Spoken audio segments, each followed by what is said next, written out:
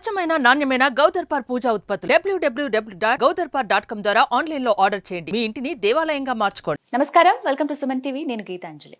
August 17వ తారీఖున శని త్రయోదశి ఉంది. ఈ నేపథ్యంలో ద్వాదశ రాశుల్లో జన్మించిన వారు ప్రత్యేకించి ఎటువంటి పరిహారాలు చేసుకోవాలో తెలుసుకుందాం. ఇది ఇవాల్టి వీడియోలో ఏలినాటి శని ప్రభావం ఎదుర్కొంటున్న మకర, కుంభ, మీన రాశుల వారికి అది ఎలాంటి ప్రభావం ఉంటుంది, అలాగే ఎటువంటి పరిహారాలు చేసుకోవాలో తెలుసుకుందాం. వివరించేందుకు ప్రస్తుతం మనతో పాటు ప్రముఖ జ్యోతిషులు బ్రహ్మశ్రీ నందిబట్ల శ్రీహరి శర్మ గురువు గారు ఉన్నారు. వారితో మాట్లాడదాం. గురుగారు నమస్కారం అండి. వాగర్థావివ సంపృక్తౌ వాగర్థ ప్రతిపత్తయే జగతః పితరౌ వందే పార్వతీ పరమేశ్వరౌ. సదాశివసమారంభాం శంకరాచార్య మధ్యమాం అస్మదాచార్య పర్యంతం వందే గురు పరంపరాం. ఆదిత్యాయ చ సోమాయ మంగళాయ బుధాయ చ గురుశుక్ర శనిభ్యశ్చ రాహవే కేతవే నమః. శృంగేరి పీఠాధిపతులకి, కంచి పీఠాధిపతులకి నమస్కారములు తెలియజేసుకుంటూ కార్యక్రమాన్ని ప్రారంభిద్దాం. గురుగారు, ఏలినాటి శని మకర, కుంభ, మీన రాశి వారు ఎదుర్కొంటున్నారు. అయితే ముందుగా ఎలాంటి ప్రభావాలు ఉంటాయో తెలియచేస్తారా? ముఖ్యంగా ఏలిన రాశి ప్రభావం అనేటువంటిది శని సంచారం జరుగుతున్నటువంటి రాశిని అనుసరించి, శని యొక్క రాశిని అనుసరించి దాని వెనక ఉన్నటువంటి 12వ స్థానం, శని సంచారం జరుగుతున్నటువంటి శని రాశి స్థానం, శని తర్వాత ఉన్నటువంటి రాశి స్థానం ప్రభావితం అవుతాయి. ముఖ్యంగా చూసుకున్నట్లయితే ఈ యొక్క మకరం, కుంభం, మీనం, ఈ యొక్క మకర రాశి వారికి కుటుంబ శని దోషము, కుంభరాశి వారికి జన్మ శని దోషము, మీన రాశి వారికి వ్యయ శని దోషము. కాబట్టి వచ్చే సంవత్సరం ఫిబ్రవరి వరకు శని కుంభరాశిలోనే సంచారం చేస్తున్నాడు, అనగా ఫిబ్రవరి, మార్చి వరకు కూడా. కాబట్టి ఈ యొక్క 2024 సంవత్సరం మొత్తం కూడా మకర, కుంభ, మీన రాశిలో జన్మించినటువంటి వారికి శనిదోష ప్రభావం అనేటువంటిది ఉంటుంది. అంటే ఏ నక్షత్రాల్లో ప్రభావితంగా అంటే ముఖ్యంగా ఉత్తరాషాఢ, శ్రవణం, ధనిష్ట, శతభిషం, పూర్వభాద్ర, ఉత్తరాభాద్ర, రేవతి నక్షత్రాల్లో జన్మించిన వాళ్ళందరికీ కూడా ఏలిన నాడి శని ప్రభావం అనేటువంటిది దీని ప్రభావం ఉంటుంది. అయితే పాపగ్రహాలైనటువంటి రవి, కుజ, శని, రాహు, కేతుల యొక్క ఉన్నటువంటి రాశి కంటే ఆ యొక్క శని వీక్షణ చేస్తున్నటువంటి రాశుల మీద వాటి యొక్క ప్రభావం ఎక్కువగా ఉంటుంది. కాబట్టి శని ఈ యొక్క మకర రాశి వారికి చతుర్థ స్థానం మీద, అష్టమ స్థానం మీద మరియు లాభస్థానం మీద, అలాగే ఈ యొక్క కుంభరాశి వారికి తృతీయ స్థానము, సప్తమ స్థానము మరియు దశమ స్థానం మీద, మీనరాశి వారికి చూసుకున్నట్లయితే కుటుంబ స్థానము మరియు షష్టమ స్థానము మరియు నవమ స్థానం మీద దృష్టి ఉండడం. ఈ కారణం చేత ప్రధానంగా మకర రాశి వారికి ఏ విధంగా సమస్యలు వస్తాయనంటే, శని చతుర్థం కాబట్టి తల్లిగారి ఆరోగ్యం పట్ల శ్రద్ధ వహించాలి, వాహనం నడిపేటప్పుడు జాగ్రత్తలు పడాలి, అలాగే గృహ అనగా స్థిరాస్తులు కొనేటప్పుడు జాగ్రత్తలు పడాలి, ఏవైనా కొన్ని నష్టములు జరగవచ్చు, ముఖ్యంగా ఎంత పని చేసినా సంతోషం పొందకపోవడం. ఇక లాభస్థానం మీద ఈ యొక్క మకర రాశికి వీక్షణ ఉన్నటువంటి ఈ కారణం చేత ఏం జరుగుతుంది, లాభము అంటే కేవలం డబ్బనే కాదమ్మా, ఏ ప్రయత్నం చేసినా ఆ ప్రయత్నంలో తుదకు ఫలితాన్ని పొందడం అనేటువంటి ఫలితాన్ని సూచిస్తుంది. కాబట్టి ఈ యొక్క లాభస్థానం కొంత ఎఫెక్ట్ అయ్యేటువంటి అవకాశం ఉంటుంది. అష్టమ స్థానం మీద కూడా వీక్షణ ఉన్నటువంటి కారణం చేత ఆరోగ్య సమస్యలు మకర రాశి వారికి తలెత్తవచ్చు. ముఖ్యంగా ఏది అనుకున్నా అన్ని కూడాను బ్రేక్స్తో కంప్లీట్ అవుతూ ఉంటుంటాయి. పైగా గురువు కూడా అనుకూలంగా లేని కారణం చేత కొంత ఇబ్బందికర పరిస్థితులు. ఇక జన్మశని ప్రభావం వల్ల ఏమవుతుంది, కుంభరాశిలో జన్మించినటువంటి వారికి ప్రధానంగా ఈ జన్మశని అంటే ఏ ఆలోచనలు చేసినప్పటికీ ఆలోచనలు ముందుకు సాగవు, బద్ధకం పెరుగుతుంది, అన్ని ఆలోచనలకే పరిమితం అవుతాయి తప్ప ఇంప్లిమెంటేషన్ అనేటువంటిది జరగదు. ఇక తృతీయ స్థానం మీద వీక్షణ చేస్తున్నటువంటి కారణం చేత నమ్మకస్తుల వారి చేత, స్నేహితుల చేత మోసపోవడం కానీ, సోదర సోదరుని మధ్య విభేదాలు కానీ, వృధా ప్రయాసాలు అనగా వృధా ప్రయాణాలు, దగ్గర ప్రయాణాలు వృధాగా జరిగిపోతూ ఉండడం. ముఖ్యంగా కరేజ్ అంటే ఏంటి, సామర్థ్యము అనగా నేను ఈ పని చేయలేనేమో అనేటువంటి ఒక భావన పెరిగిపోతుంటుంది. కుంభరాశి వారికి వెనకడుగు వేస్తారు, ప్రతి పని ముందుకు ఉత్సాహంతో ముందుకు వెళ్ళలేరు, భయం అనేటువంటిది ఎక్కువగా వస్తుంది. ఇక సప్తమ స్థానం మీద వీక్షణ ఉంది కాబట్టి ఎవరితో కలిసి పని చేస్తుంటారో వారితో కొన్ని సమస్యలు రావడం, లేదా జీవిత భాగస్వామి కానీ వ్యాపార భాగస్వామితో కానీ కొంత ప్రపంచాలు వచ్చే అవకాశం ఉంటుంది. ఇక దశమ స్థానం ముఖ్యంగా ప్రయత్నం కూడా కాబట్టి, అసలే జన్మశని ప్రభావం వలన ఆలోచనలు సరిగ్గా ఉండవు కాబట్టి చేసే ప్రయత్నం కూడా ఇబ్బందులు పాలవుతూ ఉంటుంటాయి. కాబట్టి జాగ్రత్తలు పాటించాలి. కీర్తి ప్రతిష్టలకు భంగం వాటిల్లవచ్చు, ఉద్యోగ సమస్యలు, వ్యాపారంగా మూలకంగా సమస్యలు అనేటువంటి వృత్తి మూలకంగా సమస్యలు రావచ్చు.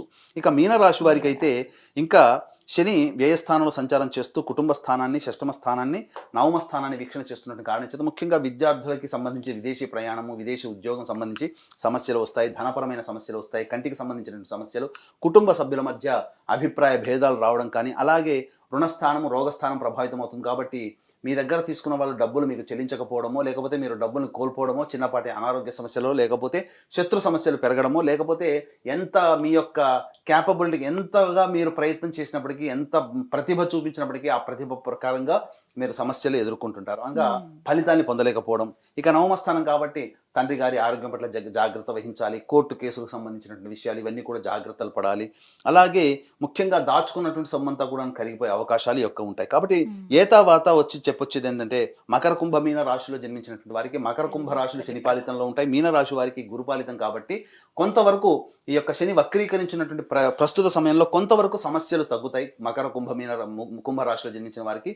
మీన రాశి వారికి మాత్రం ఈ యొక్క శని వక్రీకరించిన కారణం చేత కొంత ఇబ్బందికర పరిస్థితులు ఎక్కువగా ఉంటాయి ఈ సంవత్సరం అని చెప్పవచ్చు. మరి వీరు వచ్చేటువంటి శని త్రయోదశి రోజున ఎటువంటి పరిహారాలు చేసుకుంటే మంచిదండి, ఆ ప్రభావం తగ్గుతుందంటారు? ఏ సమస్యకైనాప్పటికీ కూడానమ్మా ముఖ్యంగా గమనించుకున్నట్లయితే ప్రతి సమస్యకి దైవ పరిహారము, మానవ పరిహారం. ఉదాహరణకి అనారోగ్య సమస్యలు వచ్చాయనుకోండి, వైద్యుడు సూచించే మందు మనం పాటించాలి. అది మానవ ప్రయత్నం, మానవంగా. మందు వేసుకోవడం మంత్ర పరిహారం లాంటిది, దైవ పరిహారం లాంటిది. కాబట్టి ఇక్కడ ప్రధానంగా మనం గమనించుకున్నట్లయితే మనం చెప్పేటువంటి పరిహారాలు వాళ్ళు ఎలాగో చేసుకుంటారు. కానీ వాళ్ళు చేసుకున్న ఇంకా దైవ పరిహారం, దైవానుగ్రహం కూడా పొందే ప్రయత్నంలో భాగంగా వీక్షించేటువంటి ప్రేక్షకులకి వృషభ, మిథున, కర్కాటక, సింహ, తుల, వృశ్చిక, మకర, కుంభమీన రాశిలో జన్మించిన వారికి శనిదోష ప్రభావం ఉంటుంది. కాబట్టి ఇట్టి శనిదోష పరిహారార్థమై శనీశ్వర హోమము, అఘోర పాశుపత మంత్ర హోమం ఈ యొక్క 17వ తారీఖు రోజున, ఆగస్టు 17వ తారీఖు రోజున చేయించడం జరుగుతుంది. ముఖ్యంగా విద్య, వివాహ, ఉద్యోగ, దాంపత్య, అనారోగ్య సమస్యలకి 18 రకాల హోమాదులు కేవలం 1500 రూపాయల రుసుముకి చేయించడం జరుగుతుంది. అలాగే ఒక్కొక్క క్షేత్రంలో సంవత్సరం పొడుగుతా మీ కుటుంబ సభ్యుల గోతనామాదులతో సంవత్సరం పొడుగుతా కూడా నమోదు చేసుకోవచ్చు. అవకాశం ఉన్న వాళ్ళు కార్యక్రమం కాంటాక్ట్ చేయండి. ఆ రోజున సాయంత్రం 4 గంటలకి హోమాది కార్యక్రమాలు ప్రారంభమవుతాయి కాబట్టి 1 గంట లోపల నమోదు చేసుకోవచ్చు. ఇక గమనించుకున్నట్లయితే మానవ పరిహారంగా ఈ మకర కుంభమీన రాశిలో జన్మించిన వారు చేసుకోగలిగేటువంటి పరిహారము చాలా సింపుల్ గా ఉంటుందమ్మా. శివాలయము, నవగ్రహాలు, రావి చెట్టు లేదా శివాలయము, నవగ్రహాలు ఉన్నటువంటి దేవాలయానికి చేరుకొని ఆ రోజున ఉదయం 8 గంటల 3 నిమిషాల వరకు ద్వాదశి తిథి ఉంది, తర్వాత త్రయోదశి తిథి వస్తుంది ఉదయం పూట.